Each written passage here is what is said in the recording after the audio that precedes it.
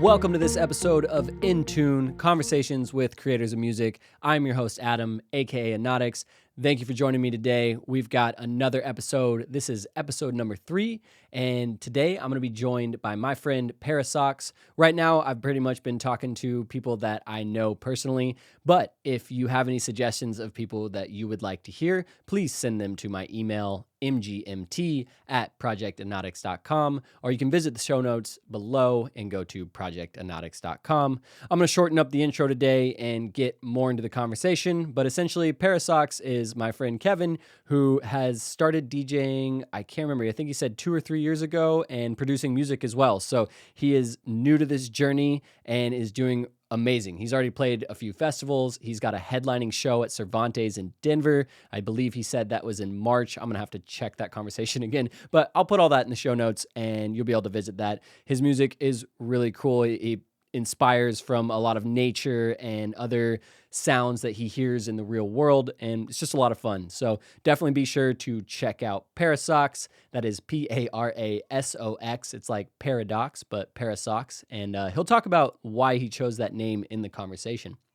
Anyway, if you have been enjoying these episodes, then please leave a positive rate and review. Really helps me out.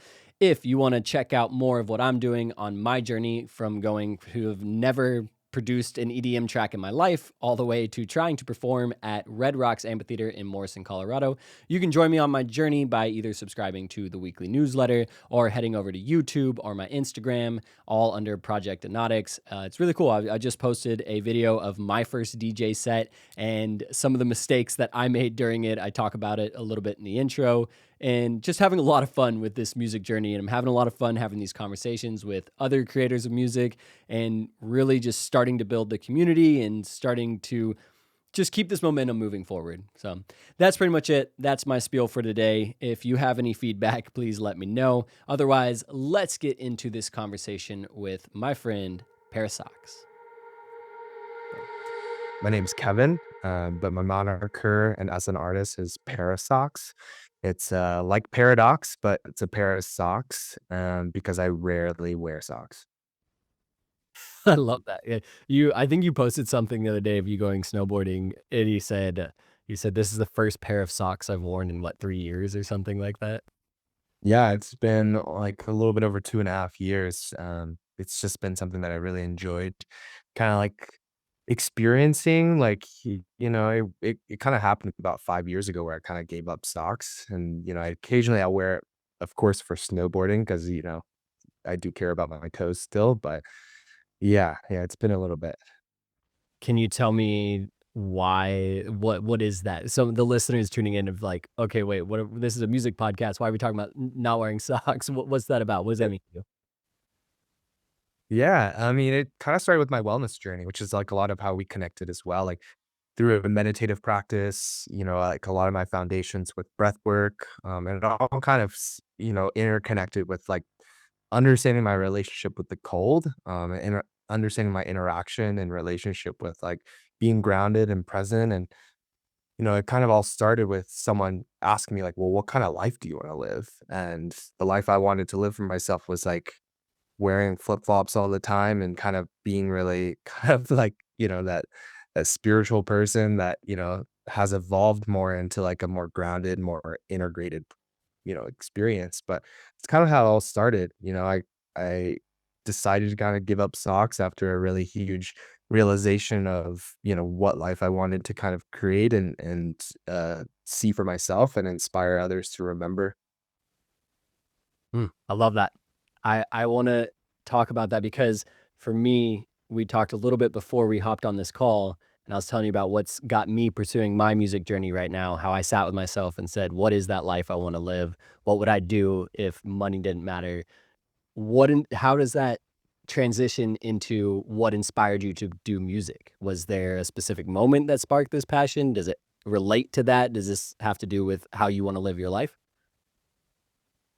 Yeah, it's been really interesting. It's always been like a culmination.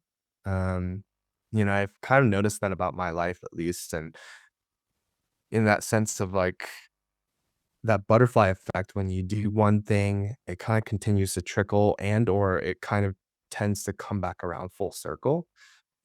my foundation and the one of the first things I ever was kind of brought into to learn was piano and in the music world. And just, like, based on conditioning in life, with schooling and everything, I kind of fell away from it, and kind of stopped following music, stopped following, like, what was happening in that industry or just, like, the artists that really moved me early on. And then actually, like, 2 or 3 years ago, I think it was, like well, actually, no, it's probably been, like, 4 or 5 now, but I got into a motorcycle accident, and because of the motorcycle accident, I, like, kind of went unconscious. I essentially, um, was cut off in the intersection, and I T-boned a vehicle at about 40 miles per hour, and I wasn't wearing a helmet, and of course, I'm not telling anyone to ride without a helmet or safety gear because I definitely didn't make the right choice, but also, like, without doing that, I probably wouldn't have gotten to this place. But when I was on, when I was unconscious, I had like a level of somewhat of awareness, or at least when I started coming back to, I couldn't really make out words when people were trying to talk to me when I was like, on the ground and stuff. But I was hearing like tones, and what I related to was like almost like chord progressions. Um, and because of that, then there was like this intrinsic like remembrance of music again that like struck me in a way that was like, I mean, undeniable. Like this is the thing that I need to reconnect back with or rebuild a relationship with.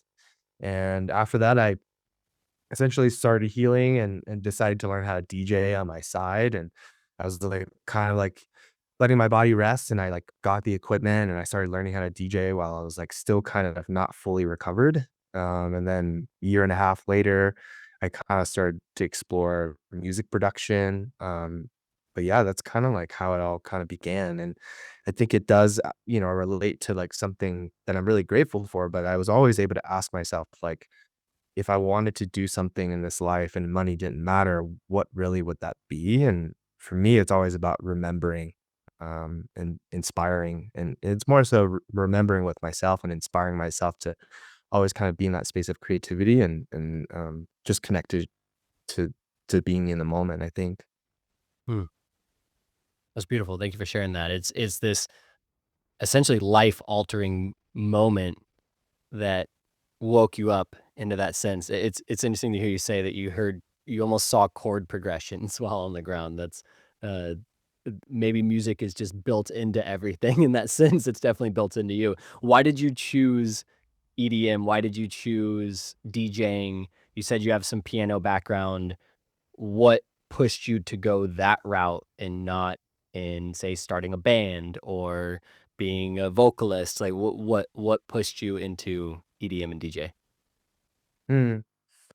It's similar to like what or I was sharing earlier with like the butterfly effect. It was like almost a culmination. Like it was relevant in my life where I was interacting with more and more people who were already starting to be in the electronic scene and like DJing a little bit and like being introduced to it a little bit. And it was like kind of like the full nudge at that moment, for a better lack of words. It ended up being a Prius that nudged me, but yeah,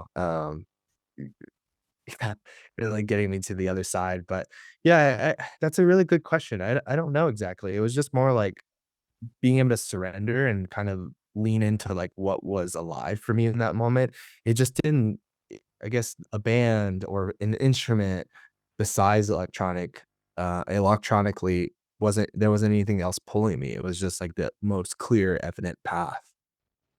Mm.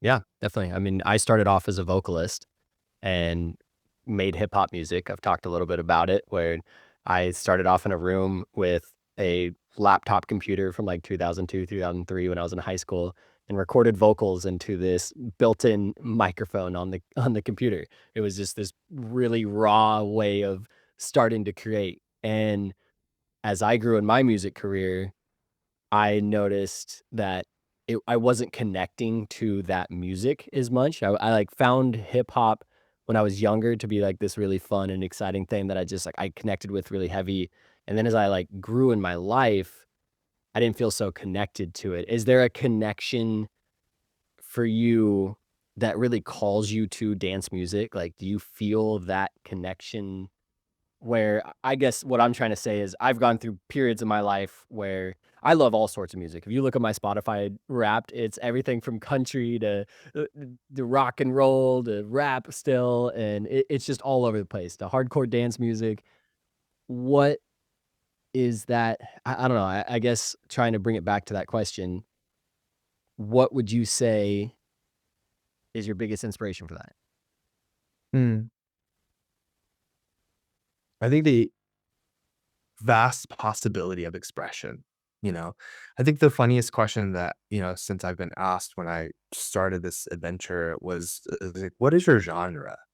And, like, that is, like, the one question that I don't know how to answer still to this day, and I don't funny enough, I'm just kinda like, "Well, what's a genre and what's a raw?" Like, it's just one of those things where what I've really experienced in the electronic scene and also, like, you know, the DAW as an instrument, it's that it's so vast that it gives you the greatest possibility to express within, like, finding some form of, theory and or some structure to understand, like, the framework of an expression, in a project or art.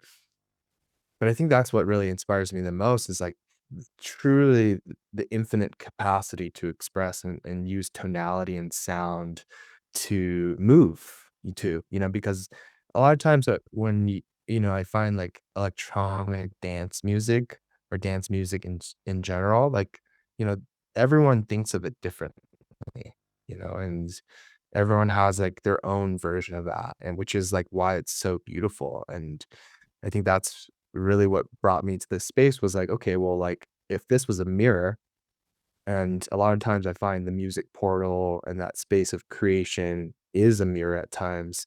It's like, well, what's there, and what really moves me as an individual, and how does my fluidity and my movement want to bounce or wiggle or and that's really special to be able to experience. Yeah, I mean, it's interesting as you say you're talking about the DAW, and for me, which anybody who doesn't know, a DAW is a digital audio workstation, essentially. I use Ableton. What are you on Ableton? Yes. Yeah. So Ableton's one of the more common ones, and it truly is, as someone who's learning all about it and figuring out all the different ways you can express, like, I've got my MIDI keyboard here, and someone may look at that and be like, "Oh, well, you probably just hear piano sounds."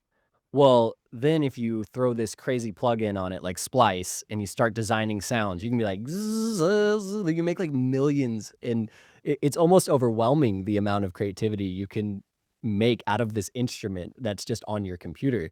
It's been wild diving into it where, maybe on a guitar without extra pedals and stuff, or even a piano, you know what that's going to sound like to a certain extent, where you dive into this almost another universe of exploration of sounds. Are you starting to find anything that really speaks to you within that universe? Do you like heavier bass lines?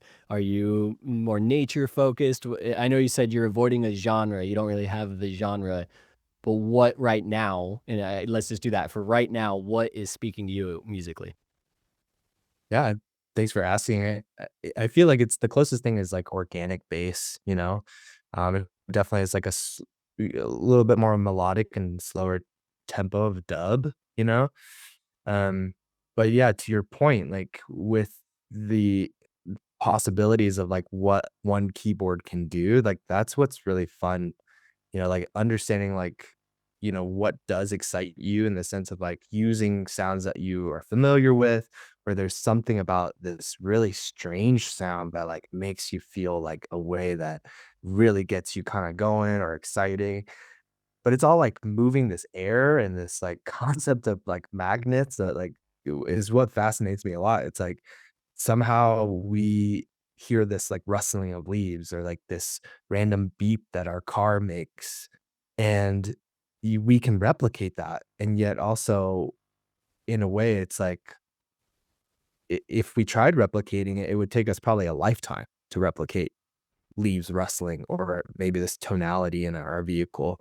It's like such a fascinating world of creativity and art, but Yeah, if I was to kind of, tie it to something or like the style that I go for, it's definitely more organic bass music. And I like really using like sounds from a plane or sounds from an airport or sounds from the river.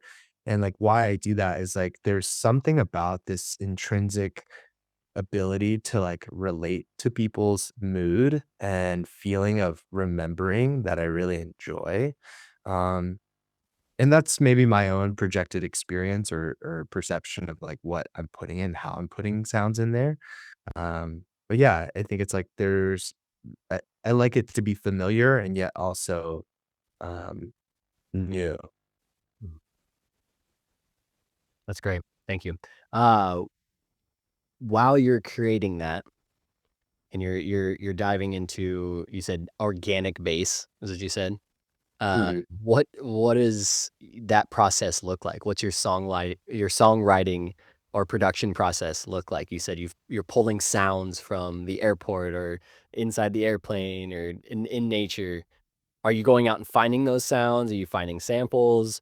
And then what does it look like for structuring a song? Like recently I was talking to I've hired a coach essentially to help me learn song production and I was getting so super technical. I was stuck in like an 8-bar loop trying to make my song adding like, 18 layers and he said to me, "Quit trying to make the song go down, try to make it go out faster." Like the faster you can get it go out, then you can create all the down, you know what I mean? Like, put that together because 'cause don't get stuck in those 8 bars, and that's something now as I'm sitting and making a song, it's really resonating with me, and so it's new to my process, but I love to hear other people's process. When I was writing vocals, I would just hum random melodies into the microphone, and I've heard a lot of singers that do that. We just make, like, "da da da da," like, start singing, like, random words, and then you turn them into words.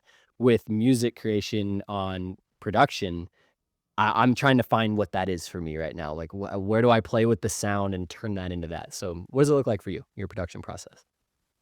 Yeah. It's it's such a fascinating one because, like, when you, like, talk with other artists, I feel like it's almost like it varies every single time, not every artist has the exact same workflow, which is always really special. The way that I've gone about it is it's always the style through production. Um, and what that means is it's kind of like what you were referring to is like I go wide first, and how it normally starts is like finding a sound or finding some form of inspiration, whether it's like a recording that I got randomly from a stream of water or a bird sound, or I find this melody loop and I'm like, oh, like this is it. Like there's something here, and just kind of begin building the parts that really nurture this like inspirational thing that moved me.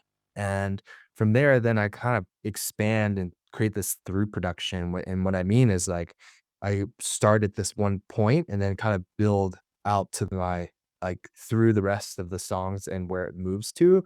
And then I kind of start back and go like, okay, where did it begin? And I've talked to some artists as well where like they're like these 8-bar loops, they need to be the most like the peak point. You need to add everything in there and then kind of pull and kind of break it out from there, and I think it's so special because it's like everyone kind of really builds their story and this journey in one kind of in like in what ways that excite them most. And I almost kind of like now, like similar to you, you were sharing that you started like DJing a little bit more, and there's like something about building this kind of body of work, right? And as a DJ, when you're doing a body of work, it's like normally like an hour long or 2 hours long, right? And there's like a little bit of that ramp up and like a couple peak points, maybe, or maybe one large peak point, and it kind of like builds into like, you know, um, the closing part. Well, I kind of like look at like that macro perspective of one DJ set kinda like the same as for, like, one song, like, that one body of work, and it could be, like, you could have an EP or an album, and it's, like, a larger body of work, but I like to look at when I'm working on a single or just one track, like, what does that through, like, body look like? What does that production journey look like? Um And for me, it's like finding one point of inspiration and letting the inspiration tell me what it wants. And of course I'll bring things in and like kind of subconsciously or kind of like a bodily sensation is like, oh yes, that's it. Or like maybe find something else, and then I'll go snare diving for 30 minutes to an hour or so. That is great. The snare diving or kick diving is kind of what I've been adventuring in, and I think right now, since I'm more in the beginning process, I'm less picky about it. I can imagine as you go further down the line and you've used all these kicks before, and now you're trying to search for that perfect kick, and I've heard people spending hours looking essentially, I've seen these Instagram or TikTok style reels where it's like what people think producers do and it show people like, do all these crazy stuff and it's like what they actually do and it's just hitting the down arrow, listening to different kicks. It's pretty great. Um, what have been some of the challenges that you've faced while starting this music journey? Has there been anything that has met some resistance. For me, self-doubt has always been a thing. Right now, I'm facing the challenge of age where I feel, wow, I'm 31 years old and I run a business. I have a brand new kid. I have a wife. I have these things that I have to care to. I can't I don't want to say can't, but I shouldn't spend, 16 hours a day on music when you've got some kid in high school that, can come home at the end of the day and just spend all the time learning this process and he could be the next big thing and all this. And I'm sitting there, I'm like, I'm lucky. Right now, my goal is to get 1 hour a day of production. That makes me happy. Whether it's DJ practice or it's making something on here, 1 hour a day has been where I'm just setting this reasonable goal for myself. Is there any challenges when I tell you that stuff, is there anything you relate to that? Mm, I think I relate to every aspect of it. I think one being like the beginning stages is like, the learning curve of the understanding not only the like language of like, oh, what is a reverb? Like what is like a semitone? What is a dB? And like learning these like infrastructures that this platform requires you to understand to be able to speak the language to other artists and also like to this like, platform that allows you to like create these sounds and create this expression. I think that's like one thing that I can really relate to in the beginning. And then as it progresses, I think the self-doubt really comes up for sure. And I think as an artist, like, we're always our biggest advocate, but that doesn't always like take away the challenges potentially. And, I could be wrong. There could be some artists out there that have always been like on their own side and just fully confident and excited about their work from day one. But I definitely am not that type of person. For me, I definitely can relate to like the mirror and like spending like hours and hours like and like what's the show for it is really funny to me. Like, I'll spend 5 plus hours and there was like 10 seconds, 30 seconds to show for it. And that weird time portal is such a fascinating one for me. And, I think when I first started this, it was a lot easier. And then as I started like putting myself out there and being vulnerable and meeting the edge of like sharing art and sharing music, that's when the first challenge came up of like, why am I doing this? Like, what is there to like, what is this?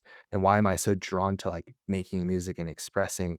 And it put me into this like pretty dark space. And I'm really grateful for that. Like it kind of showed me another edge of myself and of expression, of self-doubt, and like a part of myself that I need to understand and love and nurture and kind of work through and work with.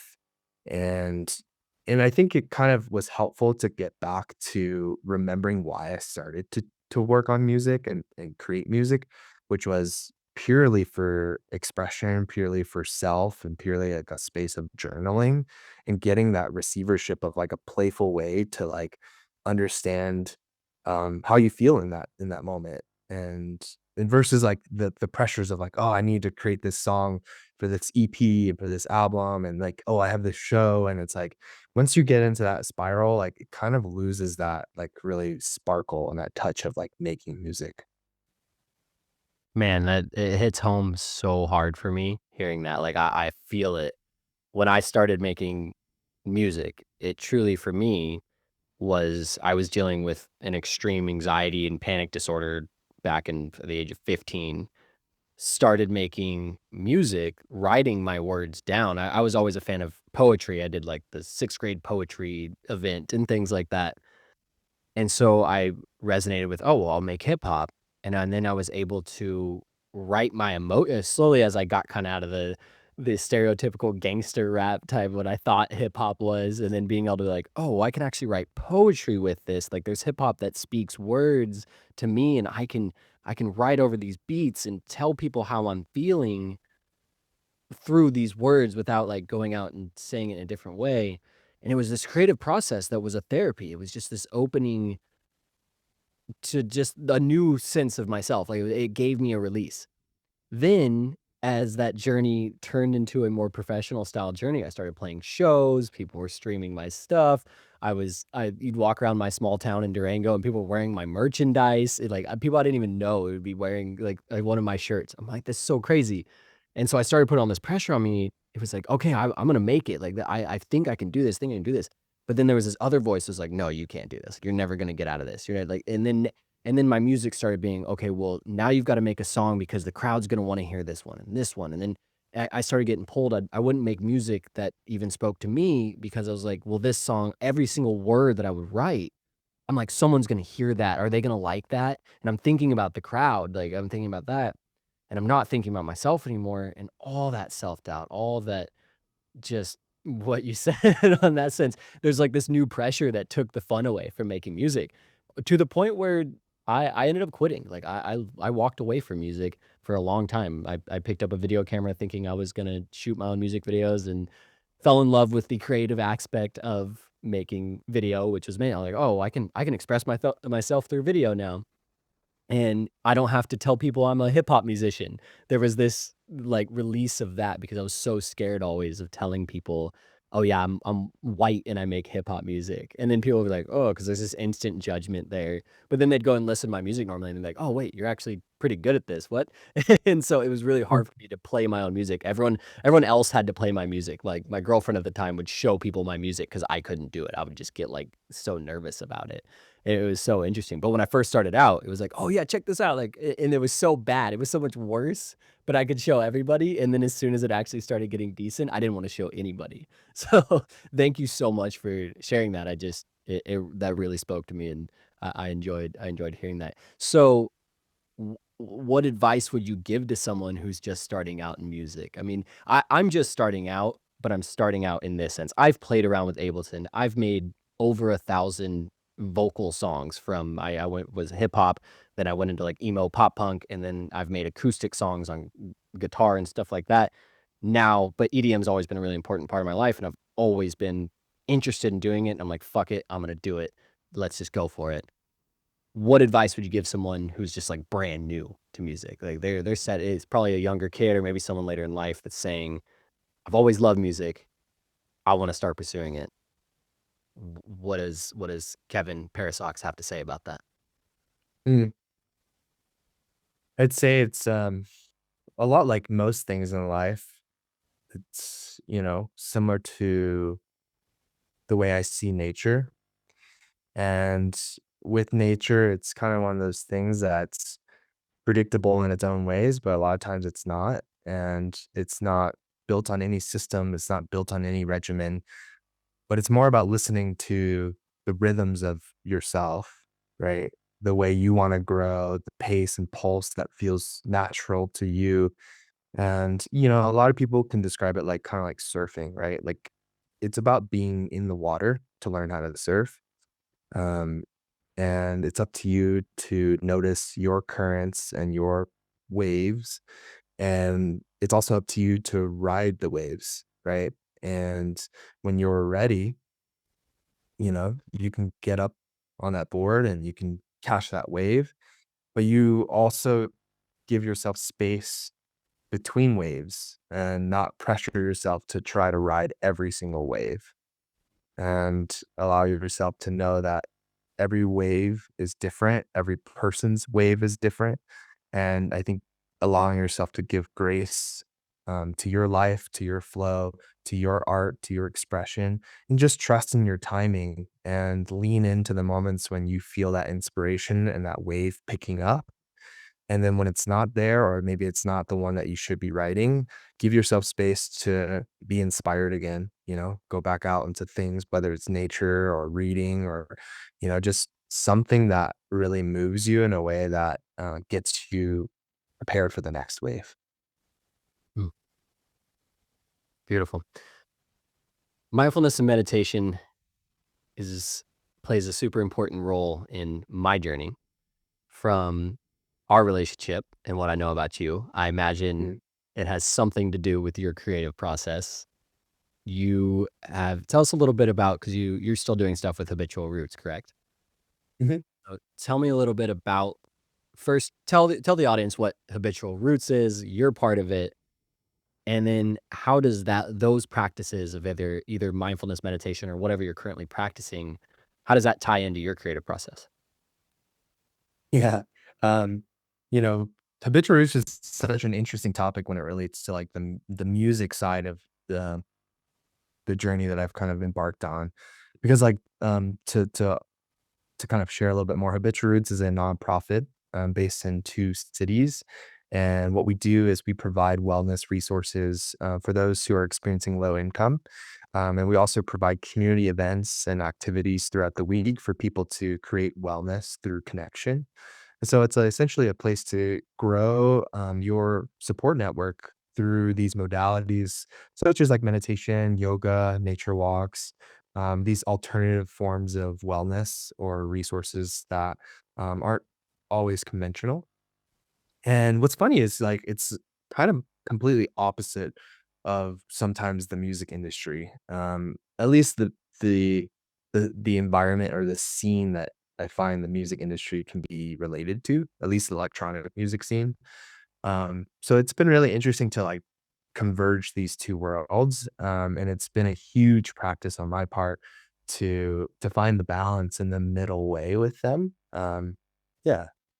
Yeah. Mm, love that. So, do you before creating any songs or anything, do you take moments to reflect before you sit down for a session? Is there anything like that, or you just kind of just depends on the day? Mm. I mean, I feel like it's like any meditation practice or it's like life in general. It's like when you ask it that way, it's like, of course, I would love to do that every single time, but it's not. It doesn't always work out that way. There are some times where it's like I just jump right in because I want to, or there's a mode of inspiration, or like because I'm like collaborating on something. I'm like, oh, like I need to get this back to someone and stuff like that. And so it's I feel like it's such a direct mirror to life at times. Yeah. I mean, it's great. I mean, one of the biggest things that I've had to learn about meditation, and this is, I guess, we're going down a different path from the music thing, but it's all connected. For me, is I don't always have time to sit down on the cushion every single day. But meditation practice itself isn't just about the practice that happens on the cushion. It's also where it carries you beyond that, right? So your practice of whatever you've got going on with habitual roots and your meditation practice and all that, it even if you don't have the time to sit down and necessarily get 10 minutes, like I sometimes I really want to try to sit and center myself before I start to create, but then I go to sit and there's just this creative thing inside my head like, no, no, you got to get up and just make this thing right now. But the practices that I do have carry into life, not just when I'm sitting there. So that's kind of, does that make sense? It does, yeah, and I can definitely relate to that too, because it's like, you know, you you know, I guess the best way that I see also that showing up in my life is I'll be sitting on the cushion meditating and like I feel that like the other wave pulling me. Yeah. It's like, okay, do I like stay like anchored in this practice or do I like honor this other wave that's like exciting and really, something I'm also passionate about. And it's just like, okay, like the balance of being kind of, I don't know, I guess like listening to yourself and like knowing what's really genuine and true versus like being so direct masculine in that self of like, no, and disciplined. And I have to stay in this practice for 10 minutes longer. versus being like, "Oh, no, I can be a little bit more emotional, more fluid, a little bit more in that, state of feeling and not just regimented," and be like, "Okay, creativity and art doesn't always arrive. So, like, let me just, like, honor that sometimes," you know? And, there's a balance to both sides of yourself in that space. I was listening it's funny you say that. I was listening to this podcast, or I think it was an interview the other day with Pharrell Williams, and he says, "Creativity is like a library card. Like, you have this library card for creativity, and when it comes, you're just checking it out. You essentially swipe that card, and then you get the creativeness. Like, the universe gives you that creativeness for this short amount of time, and so you use that creativeness, and then essentially you have to return it because it doesn't just stay there the whole time. You're not just walking around consistently on this creative plane and, maybe just different levels of it, but those moments where, that one song that you make and you're, "This is the hit," and you're in that zone, and then you return it. So, almost now, ever since hearing that, anytime I feel a creative spark, it's like, "Okay, gotta go do it." Like, gotta write it down, gotta do something with it, whether it's put it in the idea notebook so I can revisit that emotion later. It's yeah, it's very interesting. Do you feel like you check out creativity sometimes? Mm, I almost, like, kinda give it a ring. It's similar to, like, the metaphor earlier about being in the ocean of creativity and, like, trying to ride the wave. It's like, for me, I also, like, do that same kind of, like, touch and feel of, like, giving it a call and be like, "Hey, like, where are you at today?" And, like, we, like, have a conversation or interaction where it's like sometimes that sense of creativity is like wanting to have a short conversation today, and it's like, okay, like that's totally fine. Like, like we'll have some space, or like it just wants to like have so much connection, conversation, dive in, and like there's like easy fluid momentum in that conversation, and that dance happens super, super easy. But like to that point is like when you check it out or when you give it a ring, it's like sometimes it doesn't want to have that long call. Sometimes it doesn't want to like be check out for a long time, right? And then it's like that's those moments where it's like creating yourself grace and not creating that self-doubt and just like trusting in the patterns or the waves of those creativity and like, finding other ways to experience it, if it's not directly in the portal of music. Yeah. I'm tending to, when I'm not feeling those creative sparks necessarily, since I am in that beginner process. I mean, I think you can do this at any point, but I'll normally turn to a learning process. If the creativity is not flowing there, I'll then pull up one of the courses that I've started to take, or I'll watch a YouTube video on how to make something in Ableton that I'm interested in, and just kind of learn in those times. And sometimes it sparks that creativity. I see something and I hear something and I'm like, "Oh yeah, I'm gonna take that now." And then it almost ignites it, right? It kind of kickstarts that. Um, I want to hear about what's next for you in the music journey. Are you trying to play more shows? You got any new music on the way? Where are you taking us next? Mm. Well, and to continue also on your point too, like I think that's it. The continual learning is what's next. And like I think the journey of like really discovering like because it's so infinite, that's the best part is like really getting that opportunity to like see and experience more of myself and more of each other and creating more opportunities for people to do it together. I really enjoy collaborating. I've got a few tracks that I've been collaborating with some vocalists and lyricists, which has been a really beautiful challenge and yet also a great opportunity to learn how to work with the most valuable instrument out there, which is our own voice. And that's been really, really special.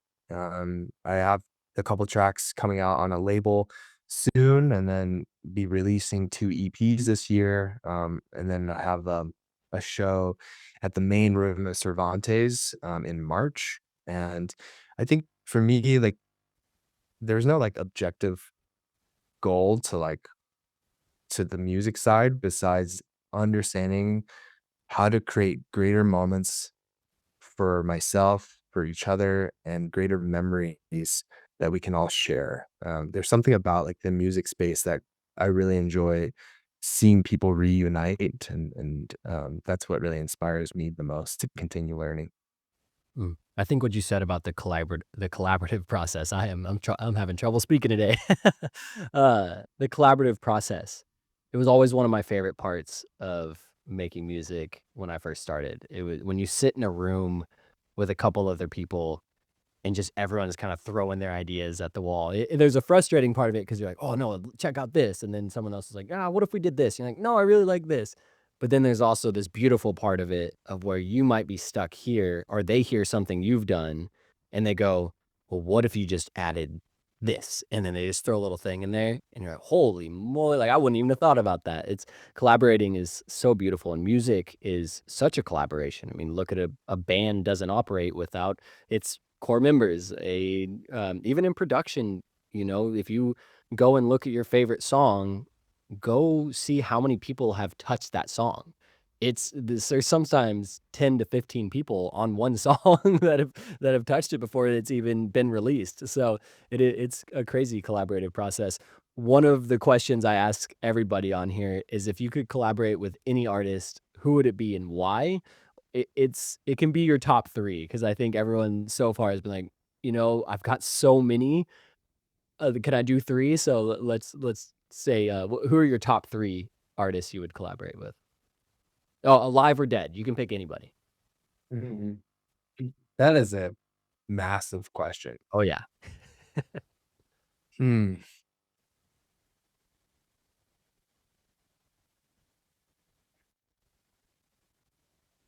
and if you only have 1, that's okay too. Yeah, I mean, to be very honest, like I'm so new into the music space, um, based on just like life choices and life happenings. Like kind of mentioned, I disconnected from music for so long. I don't know artists very well, and it may be a good thing, and also may not be the best thing. I don't have a lot of reference points, to be honest. Um, which maybe helps me like be a little bit more unique in the craft, but also like kind of but if I was to like kind of relate it to a current artist that really inspires me right now, like it'd probably be like someone like Emancipator, like seeing how incredible their uh layering of sounds and just like the tonalities and instruments. I think that's really special. If I was to kind of look at it from that lens of having, a live performance side of things. If I was to relate it to like electronic artists, I'd be really curious to work with someone like mm, probably of the trees. I'm really inspired by like the way they incorporate their style of like having a little bit of that hip hop, a little bit of that trap, and like a little bit of that kind of that side of themselves, while also relating it to like the bass music scene and like that core, connection to like that genre, I guess, you know. And then I guess for the third, if I was to look at someone who's passed, um, hmm,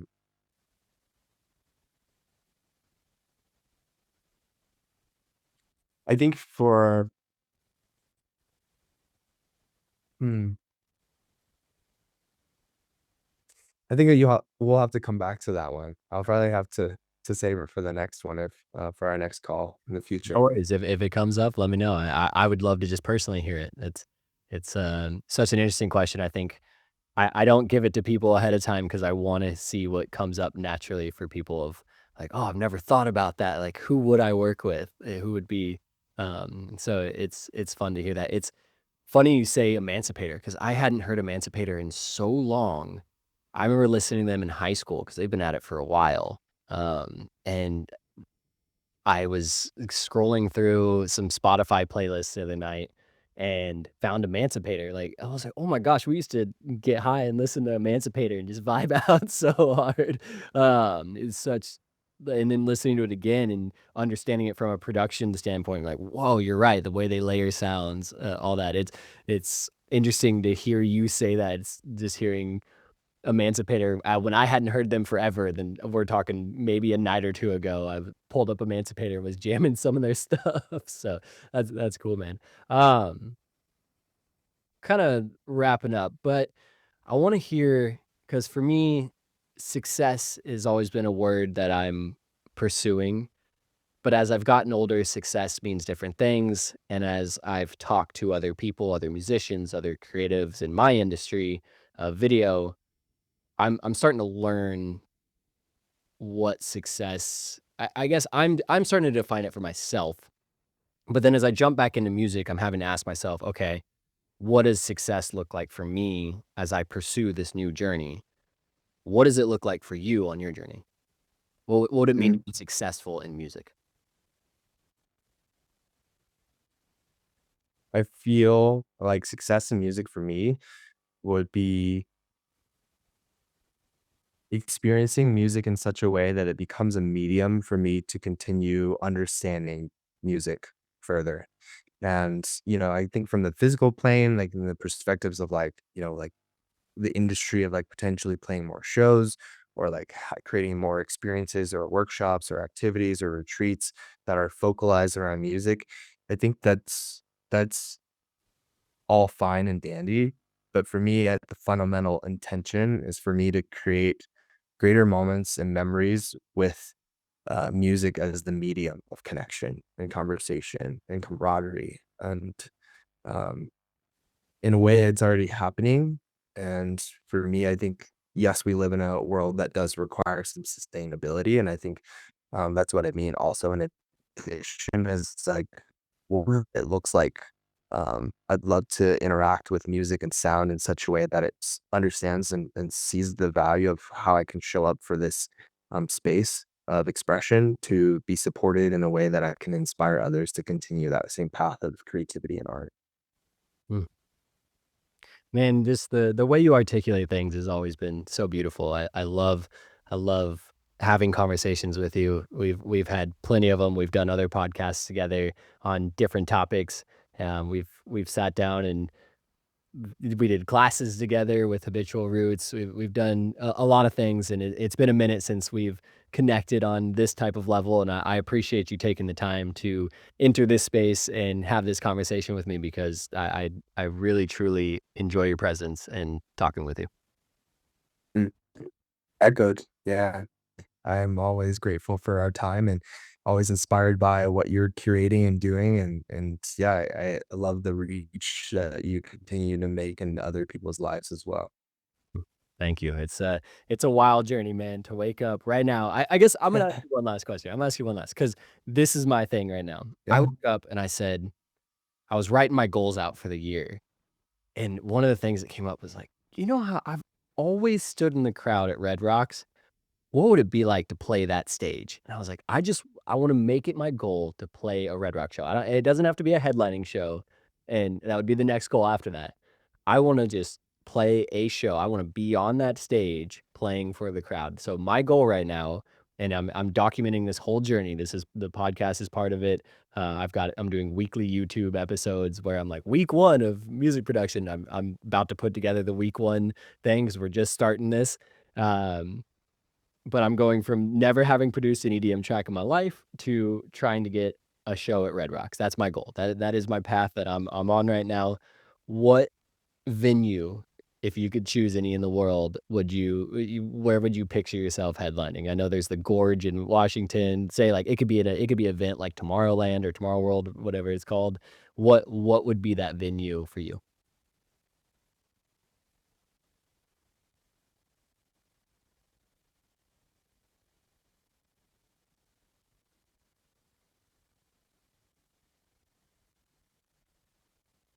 Um, hmm.